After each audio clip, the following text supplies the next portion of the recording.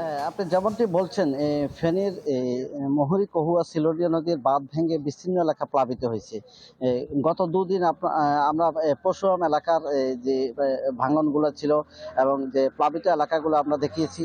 আজ এখন আমি রয়েছি ফুলগাজী উপজেলার এ, মুন্সিয়াটি ইউনিয়নের এবং আনন্দপুর ইউনিয়নের বিভিন্ন এলাকায়। তো এখন এই মুহূর্তে আমি একটু দেখাতে চাচ্ছি যে আমার পেছন যে রাস্তাটি দেখা যাচ্ছে, এই রাস্তাটি হলো ফেনী পরশুরাম আঞ্চলিক মহাসড়ক এবং এর মহাসড়কের এই পাশে রয়েছে মুন্সিয়াট ইউনিয়নের কুতুবপুর গ্রাম। এই কুতুবপুর গ্রামের যে বাড়িগুলো রয়েছে, বাড়িগুলো আসলে অনেকটা প্রায় ডুবো ডুবো অবস্থা।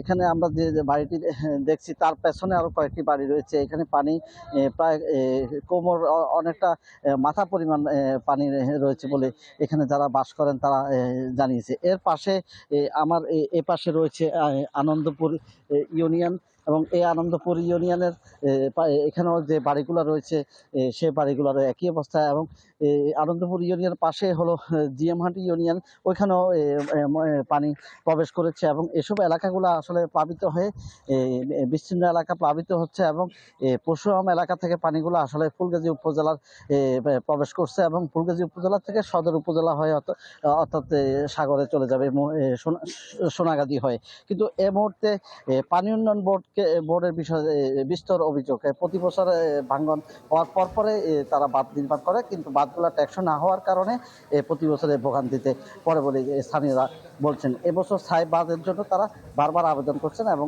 আশা করছেন একটা সমাধান হবে। এই ছিল আমার সর্বশেষ। দিলদার, আপনাকে ধন্যবাদ।